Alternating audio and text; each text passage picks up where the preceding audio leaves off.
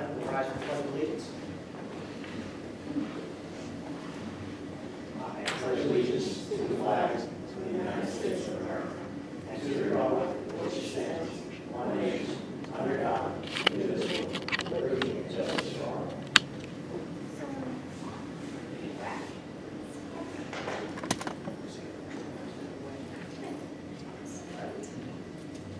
We have special presentations coming up, but not tonight, correct? Okay, so I think we'll go right on to your comments. If, Steve, if you'd like. Okay, so the ESIP project is almost complete, probably 99.5% at this point. All the rooftop units have been installed, and the lighting's been upgraded. The only thing that we're waiting on are these systems called BERT, which actually shuts off outlets at night. It's something that we're having a little bit of problems with trying to figure it out. But overall, the ESIP project is complete.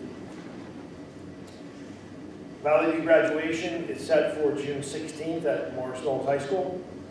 And June 19th and 20th will be early dismissal half days, with the June 20th date being the last day of school, barring any need for emergency closures. The strategic plan goals and objectives, you've already approved the goals. The objectives will be ready for approval on May 22nd. I shared them with you this week. Valley View Athletics, baseball is having a great season. Only one loss on the season so far, and softball is undefeated. Today I attended the Future Ready Schools Conference at New Jersey Institute of Technology with Cindy. It's pretty interesting, great campus down there. I'd like to get down there and check it out. It's an initiative that's for technology in districts to try to, it's kind of like a blue ribbon kind of thing for technology. At this point, I don't think we're going to be able to put the manpower on it but it's something on the horizon. Park is pretty much wrapped up. Maybe Dr. Cole's going to speak a little about Park. Perfect. Our board event presentation schedule, you have Green Team and Power Seed coming up May 22nd and June 12th. Mr. Britannia. Some upcoming events, Valley View International Night is May 11th. Lakeview League graduation is May 24th. All this will be in my report to you on Friday. Valley View's Wizard of Oz is May 18th through 20th. Valley View mock trial right in this room. This is at Town Hall. It's something that we've been doing for a while with the municipal judge. It'll be June 1st at 7 p.m. in this room. And our back-to-school nights for 17 and 18 have been announced. Riverview is September 13th. Valley View is September 14th. And Lakeview is September 19th. That's it for me. Thank you. And Dr. Coates, you're up. Thank you. Sorry for my absence a little earlier, but I was helping to host our transition primary open house. So this is going into our second year of having the transitional primary program housed at Lakeview, and we had a nice turnout by parents. So it was a nice opportunity to share some of our successes this year and so what we hope to change for next year. We have our biology informational parent meeting for those 7th grade parents who are interested in possibly applying for our honors biology program as an 8th grader, and that will be held on Tuesday, May 16th at 6 o'clock in the Valley View Library. And both our Valley View teacher as well as the high school science supervisor will be in attendance to answer questions for parents. What day was that again, Sam? That is Tuesday, May 16th at 6 o'clock. We are wrapping up our park assessment. Our last day will be on Friday, so we're getting pretty close for all 6th grades to have completed it. It's been extremely smooth this year. We have not had to submit one incident report of any issues with any of the tests, so that is very nice to report. I am sharing out, I did with our committee, our instruction and program committee, I completed merit goal number 5, which was to increase parent involvement in academic meetings by hosting 3 Parent Academy for Success meetings, 2 of which will be conducted interactive technology, which were webinars. We had a park webinar on March 6th, which we only had 24 ports, so 24 participants logged on that date. Then we held a live sixth grade course placement meeting on April 4th, and we had 80 participants.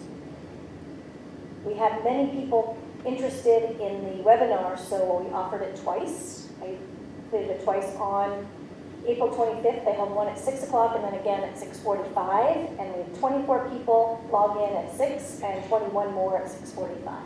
So we had quite a few people use this method, and their feedback was that they liked the forum. They liked a mix of having some live presentations for certain topics where there would be a large attendance, like the sixth grade placement. And there's a lot of parents interested in that topic. And then some that are more specific to a certain population of parents. They liked the convenience of having the webinar. So we're looking at changing our webinar host next year to be able to hold more ones, to have more people on at once.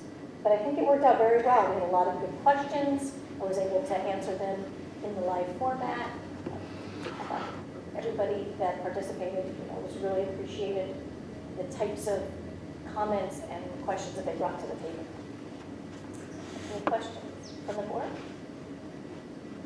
Webinars? Then this concludes the assistant superintendent's report. Thank you. Damaris, anything from the business administrator's office? Okay, thank you. All right, at this time, 7:41, we will open up for public discussion or questions. Any items germane to the district, you just need to come up front, sign in, and announce your name and address for the record.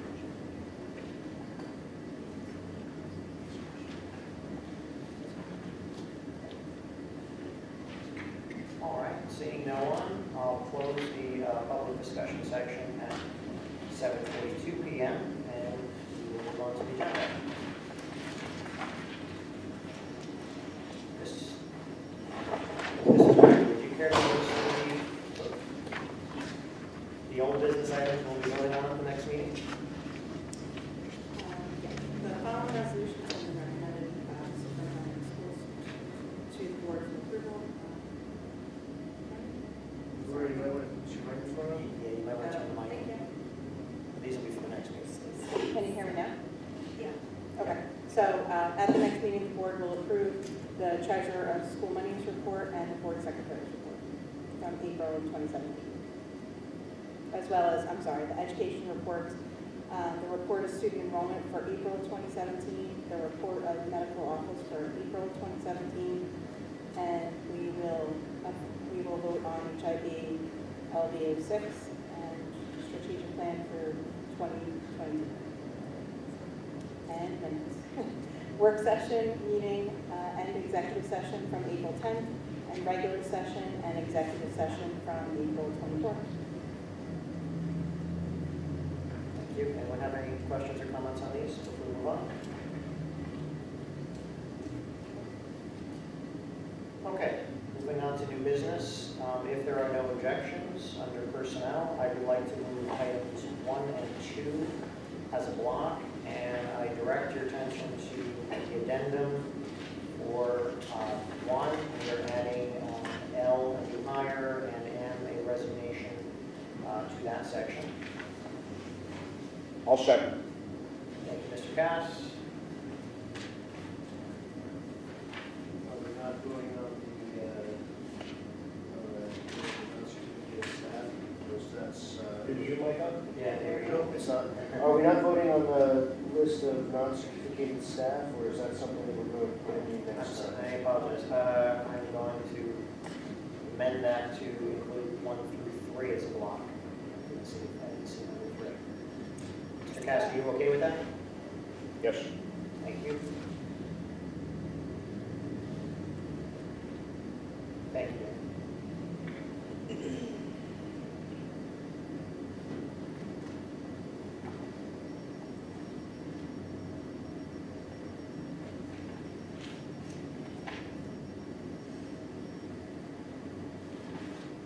Any comments or questions?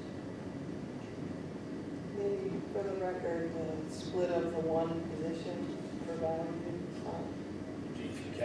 GFK. Okay, you want to? So there's a teacher going out, actually went out on maternity leave earlier than was anticipated. Rather than, we we placed an ad and we couldn't find somebody, it's a science position, so rather than put just a regular substitute in there, we decided to split up the position for each teacher in one period. The cost comes out to the same per day that we would pay for a substitute, a certified sub, about $270 a day. So that is for May 1st through June 20th? Right. That's the last day of school. Okay. Yeah, it's just the way it was written, I couldn't tell it was May 1st through May 6th or May 1st through 6/20. Since 2017 is. Right.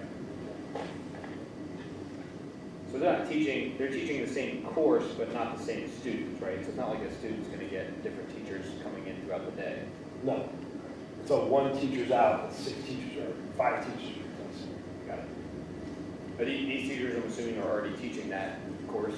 Well, Or they're certain, I mean, they're, one is not certified in science, the other one's either certified or experienced in science, but it just didn't work that we could get all the science. So the one teacher, Mrs. Plum, is leading this, is helping to make sure everybody's getting all the instruction that they need. She's now. okay. Right.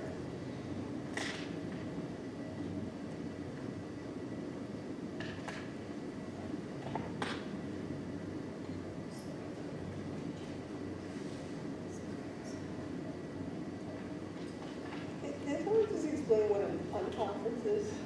On the east? Oh, The yeah. conference is basically, it's not it's a facilitation where staff is asked to bring things to a meeting and all share ideas rather than, that's why it's not teachers teaching teachers, they don't standing there and actually instructing or presenting.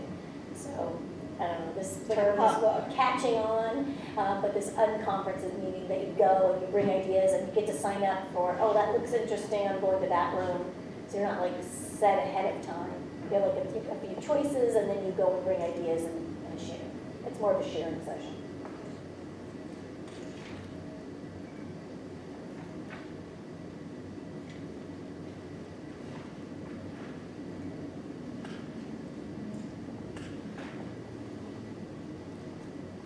Okay, anyone else?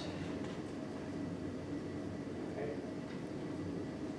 No, we'll vote on this. Roll call, please. Mr. Anderson, Yes. Mr. Cass, Yes. Mrs. DeLuna, Yes. Mrs. Lindsay, Yes. Mr. Lure, Yes. Mrs. Leonard, Yes. Mr. Capello. Yes.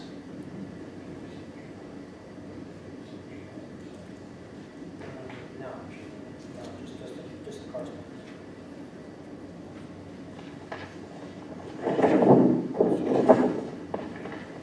All right, moving on to new business.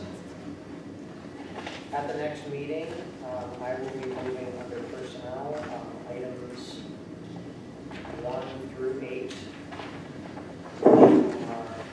Collection of extra pay, approvals, approval for substitutes, college students observing in the district, volunteers for our ESY summer program, FMLA leaves. We are also going to be approving the revised workforce and job description for the Director of Transportation, an ESY intern, and also approving Dr. Cullis's miracle number 5.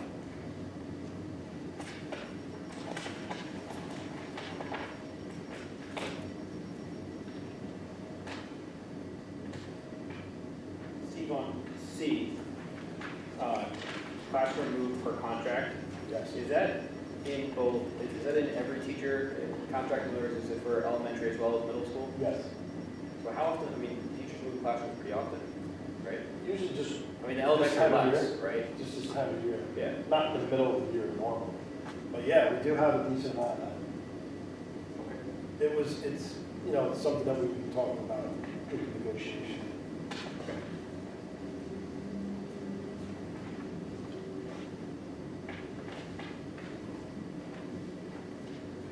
Steve, I don't need that info now, but could you do me a favor and just run and let me know how much movement of classroom costs each year about We have. last year? Yeah. Well, let us finish the year out. Yeah, And that's then fine. we're gonna share that document, I'll update that document I shared with you guys on the extra pay. Oh, that's included on there, It's okay. in that. Got it, thanks. But I think it'd be more like July by the time I have finalized that. Thanks.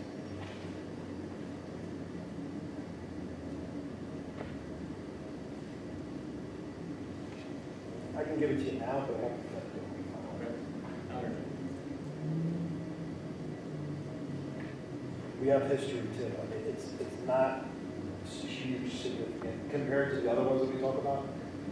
But it is an area that we talked about too. But I'll definitely update that, make sure you get it. And, Dr. Pulse, I know you mentioned this in your comments, but from everything I heard from participants in the past those meetings, they sounded like they went really well. They sounded like they did a lot of it, so it's great. Really happy. And Mr. Moore is was in attendance, because he has an incoming sixth grade. I meant to ask this, I apologize to go back to it, but were there any, with the cap on the amount of WebEx we could allow, were there any folks that, what do we do with people that wanted to do it but couldn't get in? She got it twice. But we still had almost a max on each one, right? The first one, I didn't know who didn't, because we did it on a sign up genius, and so it was like you registered, if you didn't get a spot, you didn't get a spot. The second time I did it through Google Forms, so at least I had the list of everybody who wanted to, and then I saw there were so many that I said, oh, let's just Okay. do two, and so that way everybody could get into one. I had only, I think I had 3 people after the park, no, actually, I take that back. I had no one after the park one that emailed me, but I had 3 people after the 6th grade one who didn't attend the live or the other, and I did send them it's online, but I did send them the webinar taping so that they could go back and see what we talked about, and also the live presentation that we filmed. So I think the Forms was better, Google Forms was a better tool to see how many people wanted to, because if I cut it off, then I don't know how many didn't get in. But next year, if we have more ports, then I think we'll have a better idea of how many. But I do think it's topic dependent. I think we're probably talking about a 25 is probably around on some of the smaller topics, whereas something like 6th grade transition will have a lot more interest. So then we would want to be more ports, or have both live and webinar like that.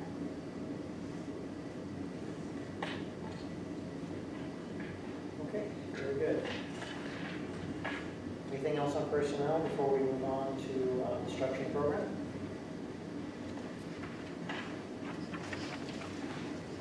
All right, if not, Mr. Lewis, would you care to take us through the items we'll be voting on the next meeting?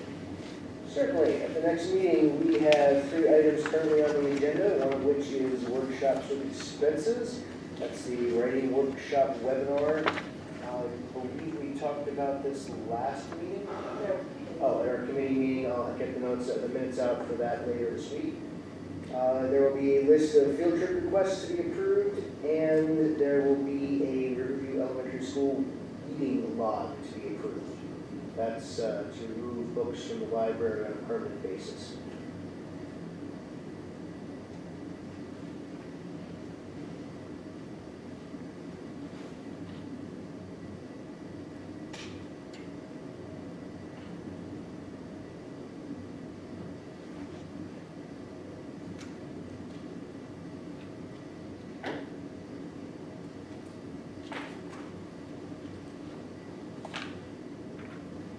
Everybody okay? Any questions? No, let's move on to policy. Mrs. Lindsay, would you care to take us through the policy readings? Sure. At the next meeting, we will be voting for second reading and adoption of policy 7461, district sustainability, and first reading on a bunch as listed on our agenda.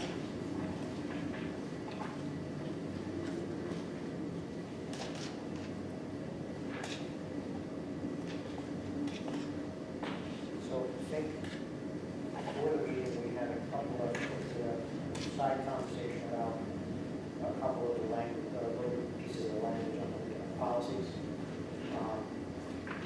6, 7, Mr. Lurie had pointed out, kind of redundant language.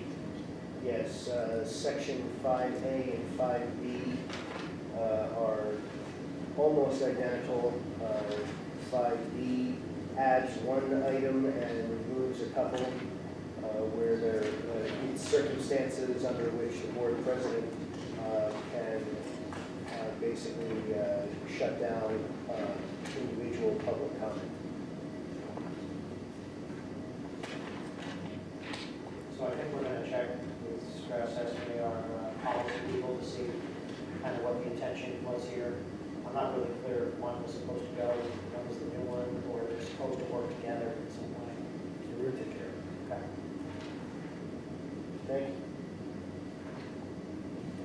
The other one that you mentioned, Dave, where you said for the 5111, where the student, it says up to 3 weeks. In our current policy, we allow for people who are moving into the district that they can show that they purchased a house but they're not currently domiciled at that address. They may start their student in the district for up to 3 months. If they do not move in up to 3 months, they can be billed for back tuition to the beginning date. So Strauss Esme is optional language. So the optional language has different lengths of time. The one time is 3 weeks, so that's why ours was crossed out as 3 months. Yeah, that's, it confused me because that's the opposite way that we normally get it. We normally get it given to us, the existing stuff is crossed out, so it confused me. Thank you for clearing that up.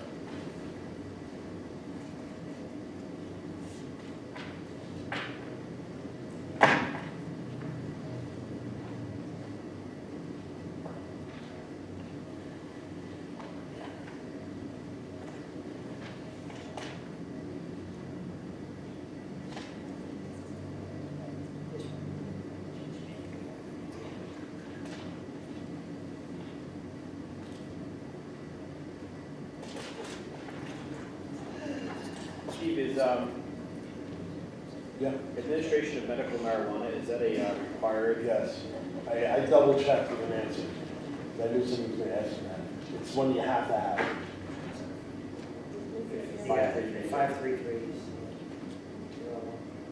And I will readily admit that I haven't read that one yet, but will before the next meeting. Can you remind me, is there, does that discuss students as well as staff member administration of medical marijuana? I don't believe so, because it's No. It doesn't say it. It's in the 5,000 section, it Yeah. should be, it's all it pupils. would have to Yeah. be three, Not the staff. twos and threes and fours. Can you ask Josh that, because I feel like we actually may have more of a chance of having a staff member come to us with that than a student. I mean, it may happen both ways, but, Well, But we wouldn't be. we would administer. oh, not administering, but what would our policy be if they said they have a prescription for it and they wanted to do it on school property? Good question. I can ask. I know we talk about, obviously, drugs in our policy, but I don't know if I talk about. Wow, that's a really broad question. It's- We're getting into, wow. All right. Yes.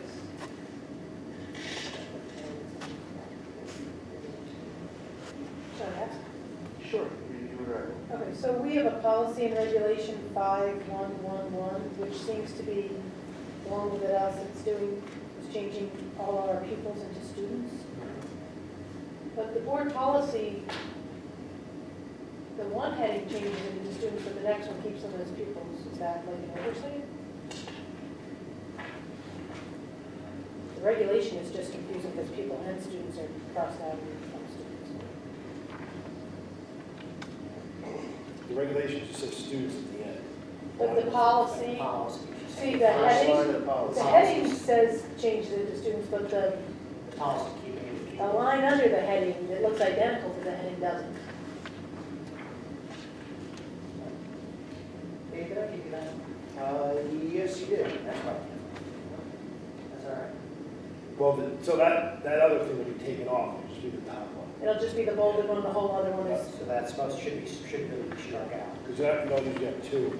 no, you don't use, well, You don't usually have two titles. If we do, it's error. Does that mean that that's being struck out too? Yeah, people have choice. I have no idea what it's going to be. Here it it's stuck out like 16.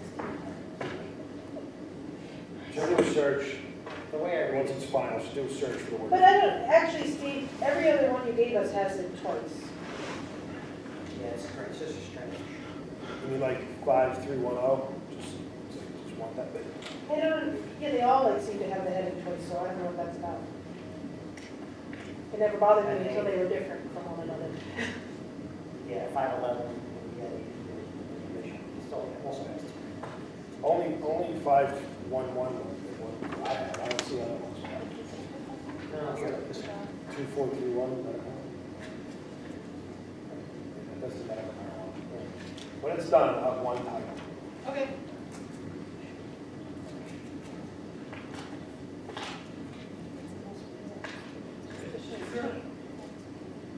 Is there a regulation for 5111? Yes, it's in the call. I don't see it on our website though. Oh, it's on the bottom, sorry. All the, It's here. the R's are down the bottom, sorry. Yeah, yeah. I just didn't see it on our website, that's all. Got it. Yeah, it was revised in April.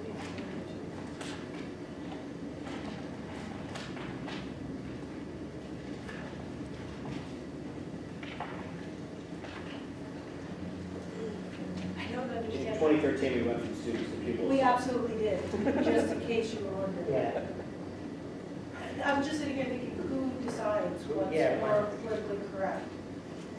okay. Ours is not the reason why, Ours is just to pass more policy. I guess. Well, so the next meeting will, We purposely not, if they don't have some other change, even if it's minor, trying to stay away from just people's. Until it comes up and there's something else. Real changes. but it just piles up the policies that we're not keeping up with, so. Yeah. They're But easy but ones. we're gonna be having a hard enough time just getting through all these. So Yeah, is that just Strauss Espen's recommendation, or is that really something coming down from the state that they? something came down in the code change, and they updated it.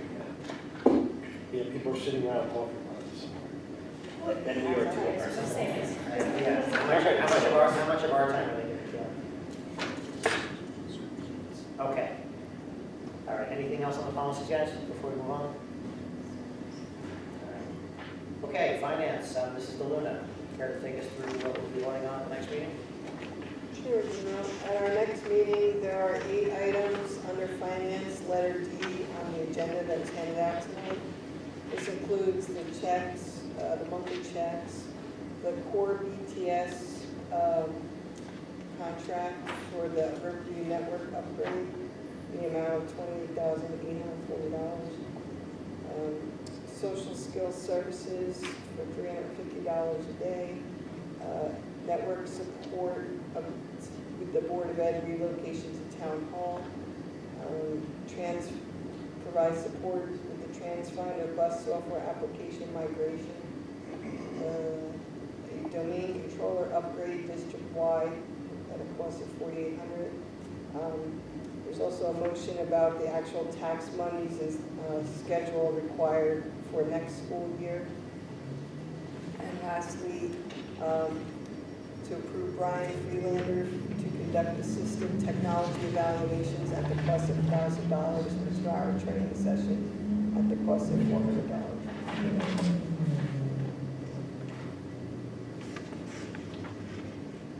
So Cindy gave us updates on most of these technology items in our committee meeting. These are, primarily summer projects. I think she's still doing a little bit of work on exactly how the communication or how the connection between us being Town Hall and Riverview is going to go. I think there's still a little bit more work to do there in terms of just how it's going to be configured. But she said they have that all in hand. The transponder software application, that's also the plan, and we'll move forward on. So, and this domain controller, this is there's a server that's out of, at the end of its life. So this is an upgrade, help here as well.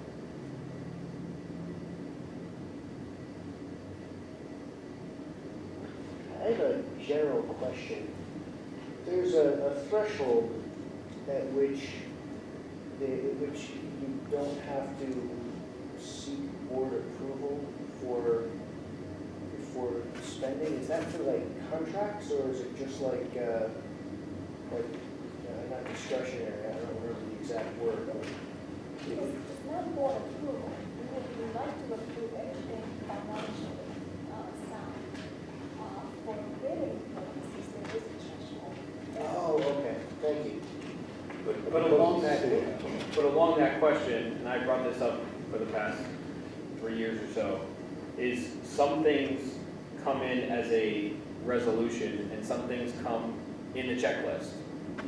So I still feel like after several years that there's not a definitive kind of policy as to what we want, and it's not really fair to you, to be honest with you, because you don't know what to put down as a resolution for $1,200, or does that just go in as a check because it's already approved in the budget and it's just a normal expense along the way? I don't know if we want to bring that back to the finance committee. I feel like I've talked about it even in finance committee before, and I don't know if we ever come up with a resolution where we all feel comfortable.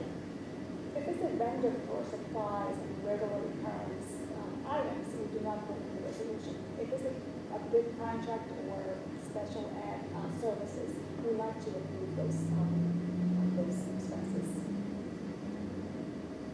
The ones on here now are the reason, I mean, first of all, big ones like the 28,000 we'll do anyway.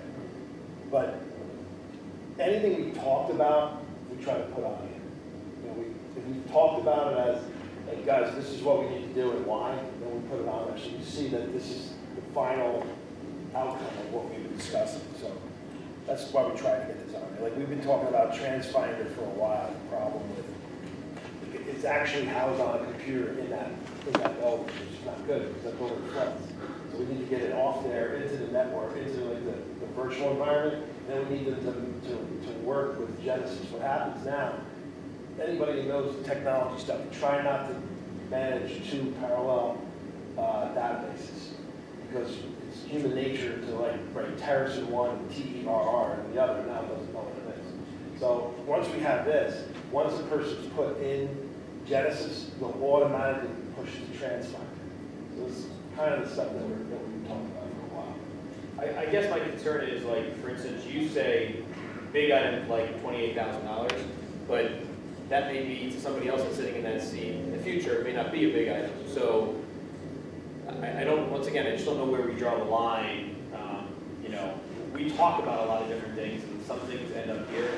You could, if you put every single item down as a resolution that we talked about either in finance or at a board meeting, there would be 20 pages every meeting, I feel like.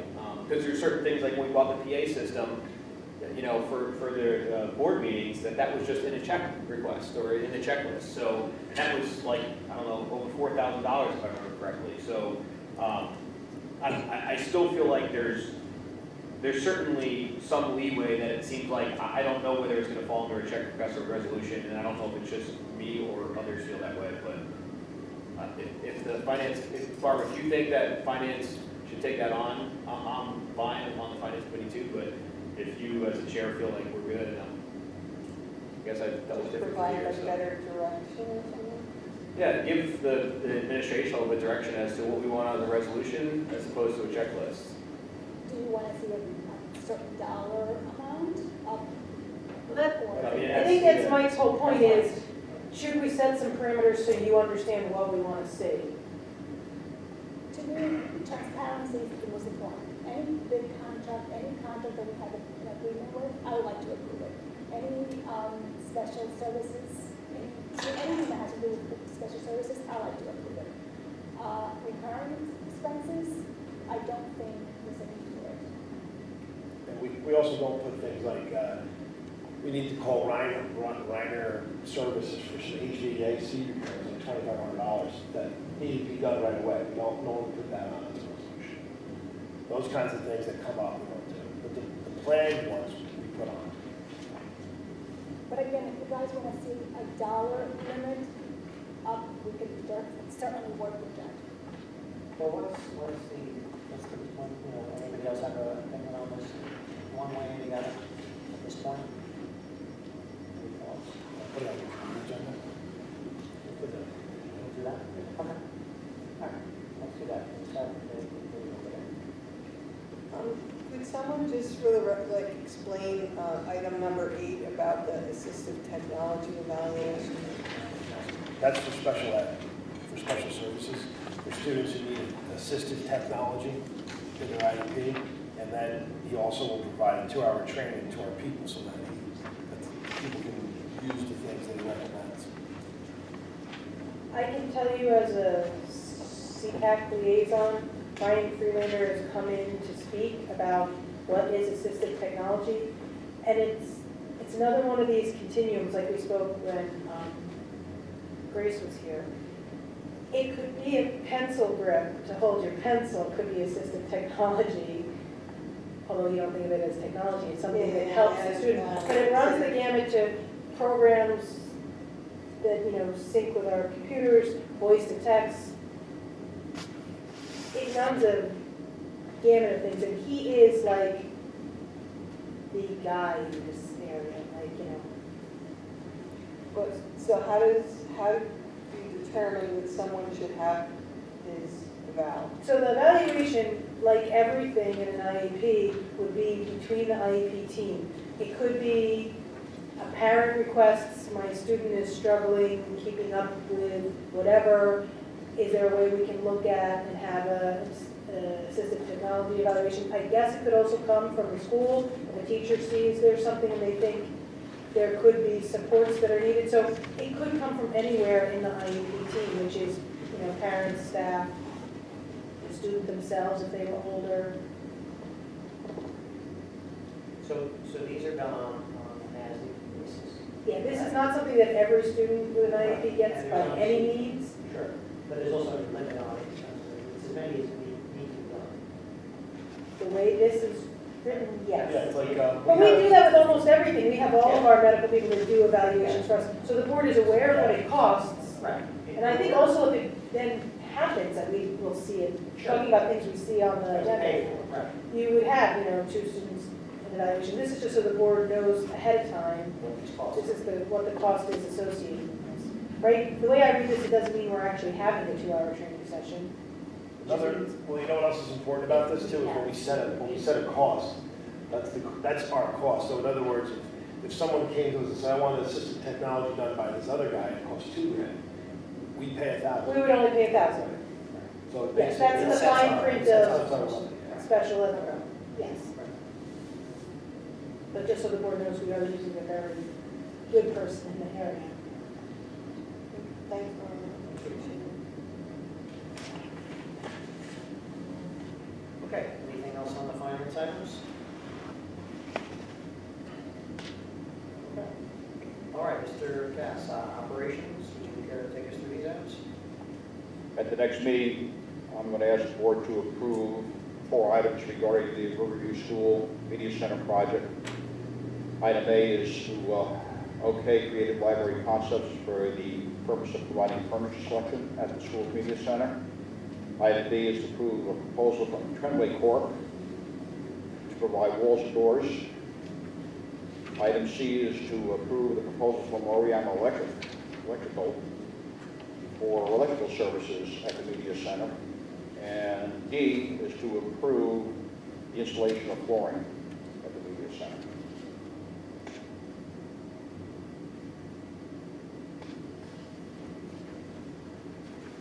Steve, do we have any concerns about doing the Riverview School Media Project before we have made a decision on some of the substandard space and the potential for building on or around Riverview? The reason why I don't is because anything that we were already looking at included already having that done. Meaning we need this and the other stuff. But it wouldn't disrupt it. In other words, you wouldn't do it and then be like, oh, No. Like, we can Okay. never look at ripping the library off the front of the building to build something. The architect didn't think that was viable. He did say maybe use the space where the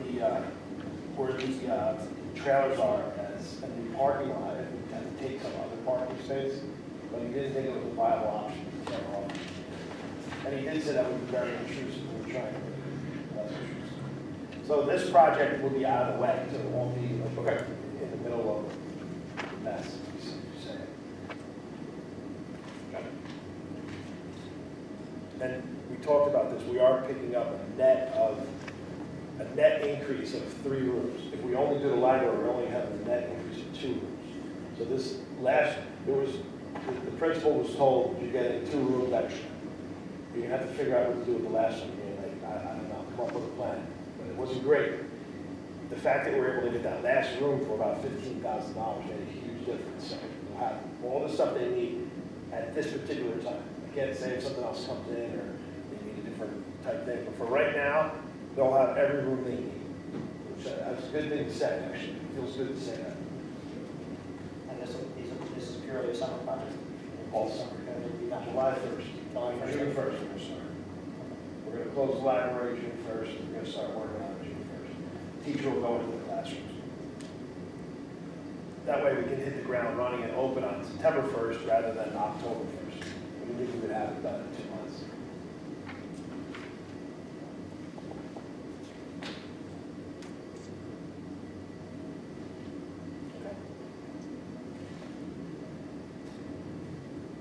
Anything else?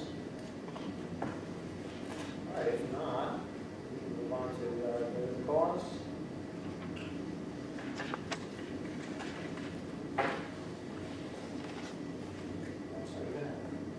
Oh, we're waiting for you to say committee reports. Committee reports.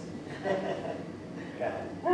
I think as part of the curriculum committee, Dave, Laura, and I, when we had our meeting with Dr. Cullis, to just bring us back to the workshops and expenses that we'll be approving at the next meeting, we spoke to Dr. Cullis and sort of said to her, this writing workshop webinar came up recently as an opportunity for our teachers who may not have been able to get into the workshop at Columbia over the summer and everything, that they'll be able to take advantage of this. It'll still be as it's listed on the agenda using Title I funds, so it's not an expense to the district. But in keeping with our don't vote on things that aren't really urgent, at our work session, some of these may happen before our actual session. And she spoke to us about it, and as a committee, we told her, please don't stop them from taking the webinars.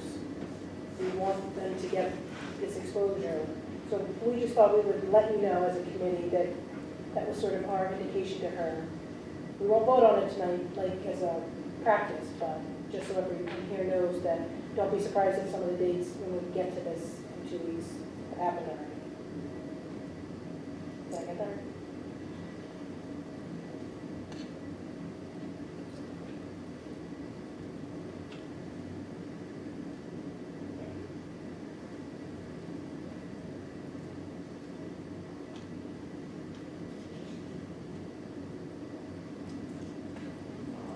Let's see.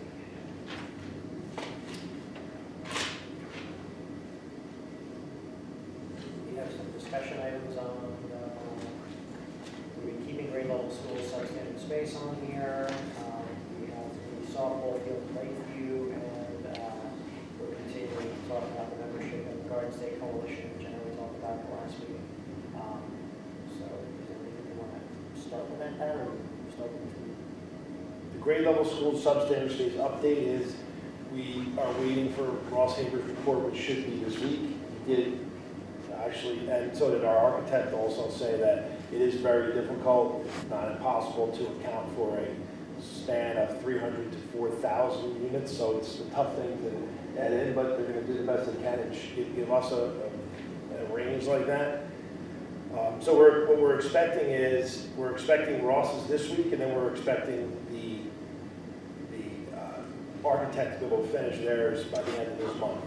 So we should have something back by June at the latest, maybe even for May. That's the update on that. I did keep this on here. I think it's important for us to just have that on there, because it's very easy to not keep that as a priority. The softball field at Lakeview, do you want to talk about it, Don, or would you like me to? Yeah, well, we met with all the godfathers of the different sports organizations in town as to what people's needs were. It really boiled down to one viable project, and that would be to put a softball field at Lakeview School. It'd be a small-sized field. I guess the younger Denville baseball players could use it too, and it would be funded by PAL and outside funding.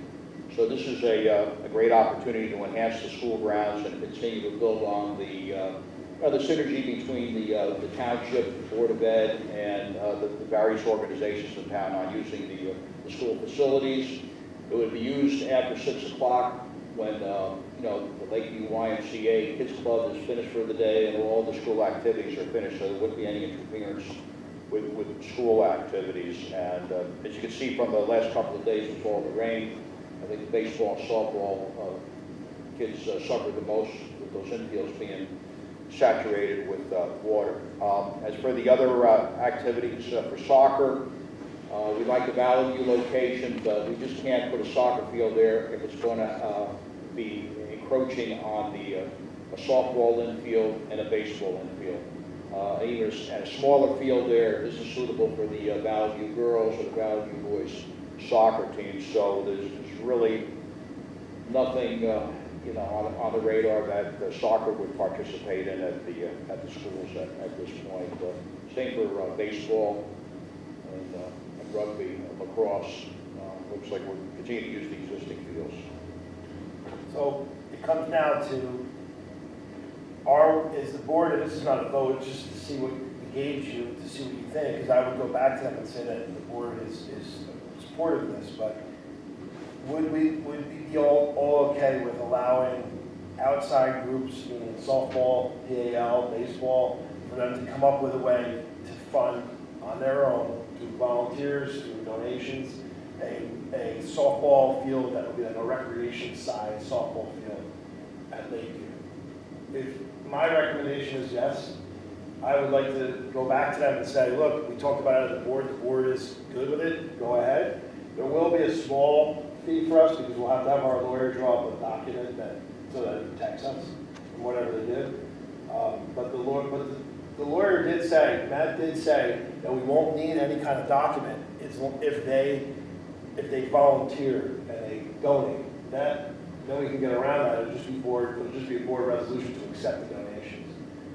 So, But if they brought in like contractors or if they paid, if it was volunteers, no, we have a volunteer and a donation. Like say they needed a fence and they had a fence guy, and then the fence guy, you'll have a resolution saying approve the donation and installation of a fence at an approximate cost of $7,000 by some. If it was a donation. Yeah, that's what he recommends. Because he said the other way, we're going to have to be worried about the wages and, just stuff that's going to be time consuming that doesn't seem like it'll work for us. So what do you mean the other way? You mean if they raise the money? Donated to us, so. Yeah, softball they would raise the money, they would arrange for it to be Softball paid, I'm confused by and we would just be accepting Yeah. it. The donation would come to us from softball, not from the vendor. But it would be individual donations, like, it might be, say like Sean Cashman decides he's gonna do the grass and the clay. And it would be, accept a donation from Cashman Landscaping for $12,000 worth of clay and grass, something like that. But it would be all individual donations for each item, and then we would just the board would accept the donation. I think what Dino's getting at though is if they don't have somebody to donate, say fencing, which I know is probably not a good example because they do, but let's say they didn't. And softball had to say, okay, we're gonna cough up $5,000 to put in fencing. Then they can donate to us. That's what I mean. Okay, so then I don't see a scenario where this So wouldn't happen. the only thing Why doesn't it I'm happen? concerned about, Steve, is the sustainability of the field, meaning do we have an agreement with the DPW to do what they do at other fields in town, which even though they don't own that property, they're gonna maintain the field, they're gonna notify people if the field's closed, they're gonna line the field. I mean, what's the long-term, what I don't wanna do is build a field there, and then it can become overgrown because nobody's taking care of it, nobody wants to use it, and then it's just an eyesore. Right, so the grass we already cut ourselves, but the other part we would ask the town, any of the stuff I talked about, the town has to be involved. So the town would have to agree to doing what they're doing for any other facility. And the town, by the way, as a side note, I mean, being in a meeting, the town would much rather, at least what they said to us, take care of a field that was already built than cut down trees and have to build a whole new field and take care of it themselves anyway. So to them, the small amount of maintenance, it seemed to be, I mean, they certainly didn't put anything in writing, but they seemed to indicate that they would be willing to help out. But that's my biggest concern is just the long-term sustainability of that. And I mean, I guess the only other downside is beyond just the field maintenance is eventually 5, 10 years down the road, you need new fencing, you need this, you need that. We do have a little bit of a liability that we may get stuck with having to repair a few things here and there because softball may be willing to do it now, but we have no idea, or whoever might be willing to do it now, we just don't know what they'd be willing to do in 10 years, so. But that being said, I support it. I would want to make sure that we don't start any activities on that field until all the kids are cleared out. So if it's 6 o'clock, I wouldn't even say they can start at 6 because kids can get picked up at kids club or aftercare, whatever they call it, at 6 o'clock. And that parking lot is not big behind Lakeview. So if you have kids getting picked up by their parents walking across the parking lot and you got kids pulling in, parents are flying in because they're late to drop off their kid at softball, I can see a potential disaster up there. So that's the only thing that my concern. But overall, I support doing it, and I hope we can, help them, help us. It'd be nice for us to have a field back there too. I do think eventually this type of a system is going to work on Valley View too. It'll take more town effort than private. So I would go forward and tell them, come up with a plan. They're going to have to show me the plan of how it's going to happen, who's doing what. And then give me a list of donors and how everything's going to get finished. The board will approve it before any work gets done. And then it'll be their field at 6 o'clock. Can you talk about, this would be the first field that they would use on school property? They use Valley View and Lakeview. Okay, so And they all use Riverview too. So how does the liability work for during usage? Well, all entities that use our facilities, except for the town, because remember we did the shared services agreement with the town, but all of them have to give us a yearly update of their insurance. Before, we have a whole system. So I will go back to them and tell them, go for it. I just want to echo what Mike said about making sure there's a way to sustain it, because we've had all sorts of donations up at the Lakeview Field, Valley View Field, I'm sorry, in the past, and it wasn't sustainable. You're talking about clay. I'm talking about dirt was dropped in there, offers from softball then too, to pay for new bleachers, new this, new that, and it just, the stuff washed into the road. I know it's a different dynamic of how it works, but it needs to be just like the last one, so it needs to be something that's gonna be. And we talked about that at the meeting. So Sean Cashman, the landscaper that we use, as well as the town, the person who's involved in the organization, he looked at it and talked about what they would need to do to make it sustainable. He seemed to indicate from that perspective that it was. The one good thing is that we already have this system set up now that I think about it with the DPW for Riverview, because Todd Johnson soccer field, as well as I think field 5, is on our property technically. Right. 5 is probably halfway on or something. But the diamond's on ours. Yeah, so, the town totally takes care of that. We actually know it's halfway in the agency. Yeah. So, they already do that, so I want to make sure we set up that same system. They also do Lakeview, like whenever we ask. We don't really use it, so it's not on their regular schedule. But if I ask them to line it or ask them to do something, we do. Yeah. So I'll make sure I include the town on it, just tell them, go right ahead. And see, the only other thing I had on those discussion items was, I think, and correct me if I'm wrong, other board members, is that we talked about keeping substandard space on, but getting rid of grade level Oh, space. yeah, I don't know why I Okay. took that off. Sorry, that's all. I could have sworn I took that off. Sorry about that, thanks for catching. Yeah, we don't want that. I'll bring that conversation back up. The other one is membership in Garden State Coalition. Would you like to speak about that too, Don? Sure. We've had on and off discussions about the unfunded mandates and how the suburban school districts are underfunded, big time, by the state. And you can see by our state aid, it stayed the same amount, I guess, for the last 5 years. Yes. The state aid, right, at least, and we're really getting shortchanged. So here you have a lobbying group that is advocating on behalf of the suburban schools. And if you read the paper, there's a lot of buzz going on about the school funding and making it more equitable and You have, we talked about Hoboken, where it's still, designated as an avid district and getting a lot of money, and it's probably one of the wealthiest cities in New Jersey. So it's very difficult to do this on our own with all the other things we have going on, but here's a group dedicated to representing suburban schools. The NJSBA, they lobby and the legislature on a variety of issues, not so much focusing on the funding. And I think the cost was what, around $2,000 or $2,500 for the year. $2,500 for the year. I really think that's money well spent, especially since it's back on the radar screen with the state legislature, and we're not going to see anything done until after the election. But I just think funding this group and letting them loose to see what they can do to make the funding more equitable and give us more money to operate our district. A couple of days ago, there was an article in the paper about the Parsippany School District with massive layoffs. And I forgot the amount. They were running a $3 million deficit, if my memory serves me correctly. Right, I'm not sure. I think it was around $3 million. So they, and when I talk about, letting off, letting go one or two people, they let go of a lot of the teaching staff and everything. So you're getting to the point where this is just going to implode for a lot of the school districts, where they're not going to be able to operate anymore because the money's not there. And you take a look at, we talked about the negotiations going on now earlier and our recent budget here. The money's just not there to do the things we want to do with technology, buildings and grounds.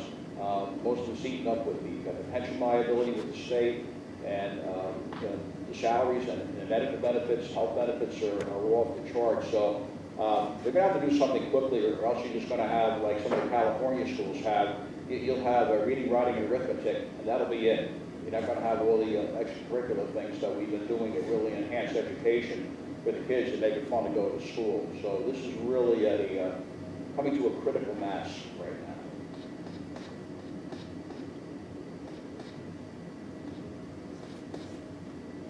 What do you guys think? What would you like to do with this?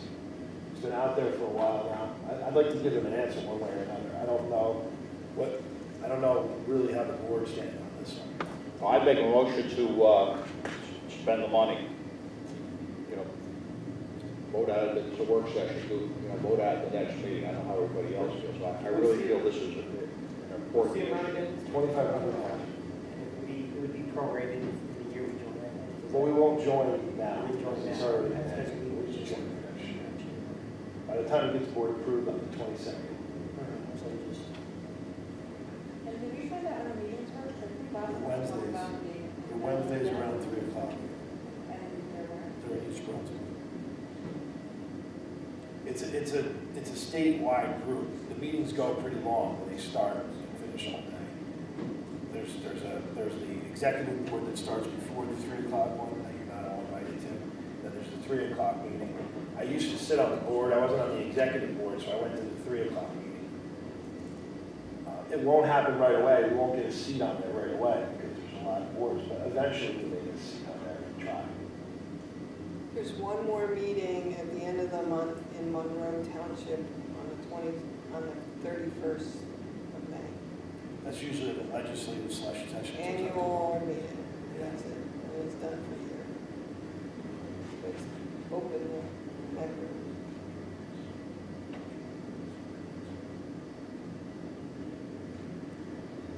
I think it's a good idea. I'm just concerned with who, if anybody, would be able to attend, and if we couldn't attend, how we would have our concerns. I mean, they'll always accept letters or phone calls, things like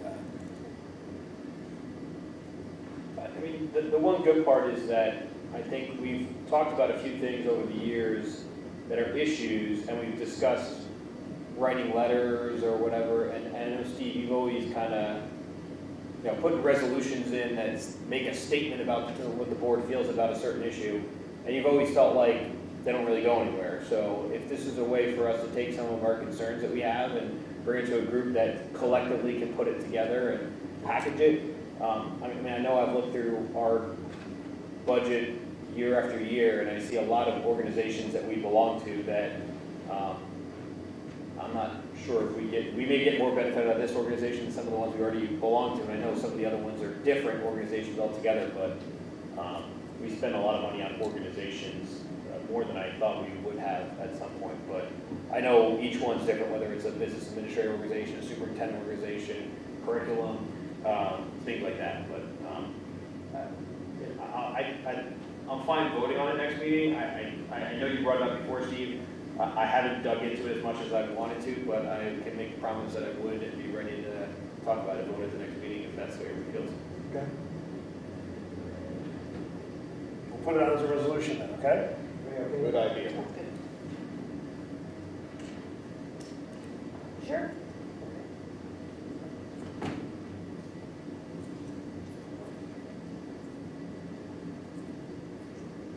Are we moving into other? We are moving into other, yes.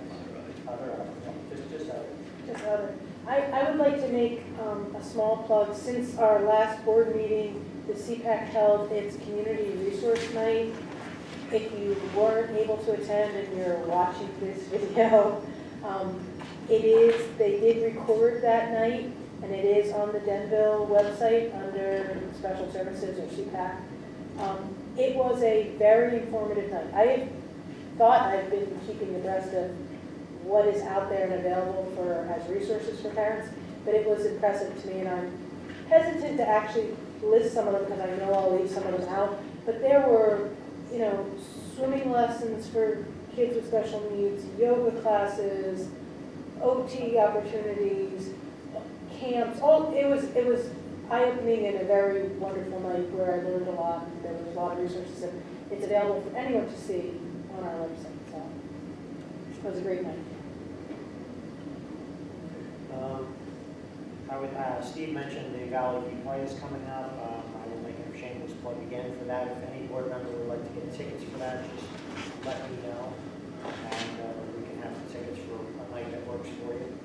I understand it's a fantastic show, and that's not just because my daughter's in it. What's your role? She is a munchkin, and Nice. a couple of other things. So it's the 18th to the 20th, right? That's right. Yeah, it's Thursday, Friday, and Saturday, and 7 o'clock. I think you guys.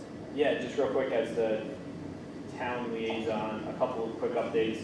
First of all, they mentioned several times about the Harlem Wizards. Ironically, it's that same Friday night as the play, which is also the same night as my daughter's father-daughter square dance for Girl Scouts.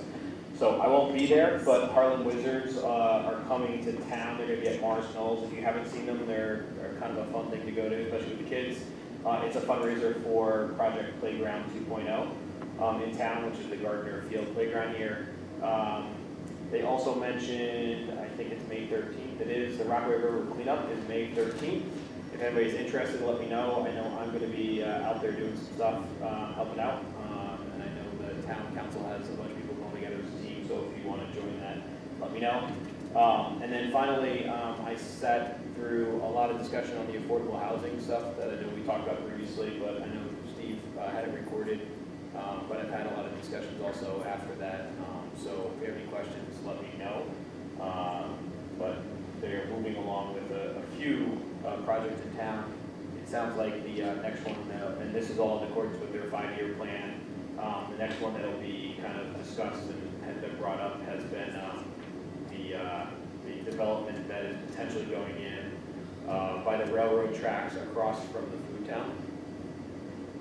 So that one probably the next one that's in accordance with what their plan is on the list and everything. I think it's about 60 units. That's the Redmond Crest area. Redmond Crest, correct, the old Redmond Crest.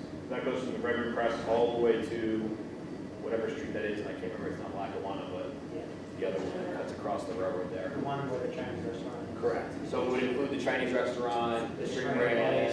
yeah. Pretty much everything from across the street from Food Town all the way up to the Redmond Press facility. It's about 60 units altogether, 57 somewhere in that ballpark that they were talking about. So that one's already going through the process of getting approvals and everything through the planning board and everything that needs to be done. So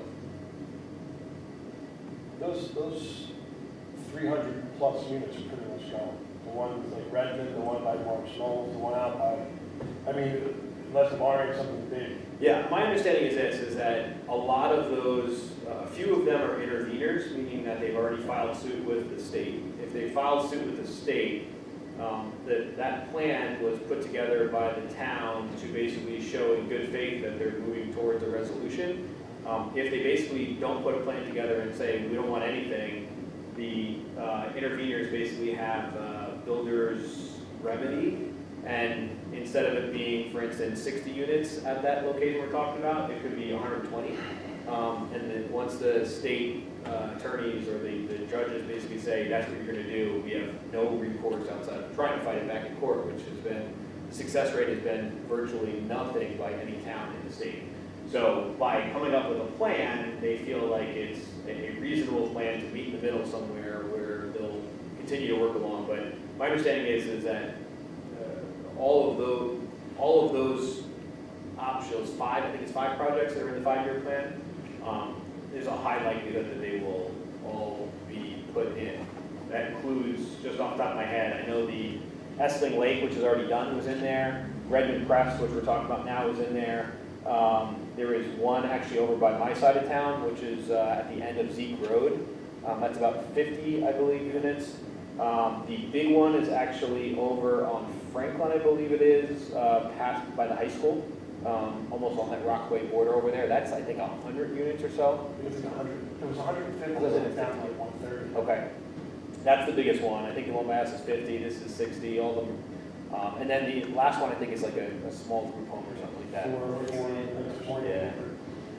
Yeah, so each one, in accordance with the regulations or whatever, they get certain credits for how many affordable housing units are within there, and that's how they can kind of come up with that formula, but they're still fighting it in court with a lot of different things, but Steve, I mean, I don't think it's anything guaranteed, but I would say that from everything I see, it's a highly unlikely scenario that any of those 5 plans on there are gonna not be built at some point in the future.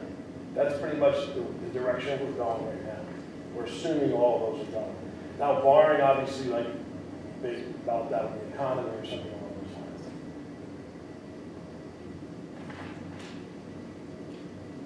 I wanted to ask Don, your buildings and grounds, right? The Riverview School roof is still under warranty, correct? Yes. Okay, because I was informed that there were a couple of leaks noticed recently with all the rain. It was. Right, we're on top of that, Yeah. we're aware of what's going on? Okay. It's all. Just want to make sure that it's gotten all the way up the chain. I think I shared with you guys the new spreadsheet that Jerry Marinelli made. It has all the roof sections and the warranty expired and all that. Remember seeing that document? Yeah. So that document is like the Bible now. Meaning, if you have a warranty, you don't do work on that roof, because if you do work on it, sometimes you can avoid the warranty. So we never had any kind of working document like that. So now we're working like that. So, yes, we're on top of it, and it didn't cause any damage to the floor, which I'm very happy about. Let's just fix that floor.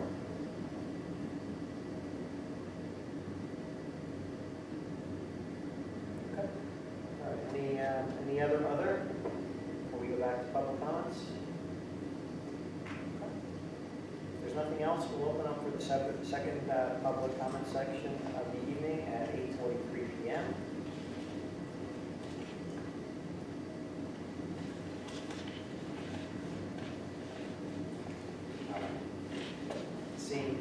Seeing no one, we'll close at 8:43 p.m. We do not have a need for a second executive session. Will we adjourn? Right. Motion, I'll accept the motion to adjourn. Second. Wait, who made the motion? Mrs. Wagner. All in favor? Aye. Any opposed? Any abstentions? All right, we are done at 8:44 p.m. Thank you very much, everybody.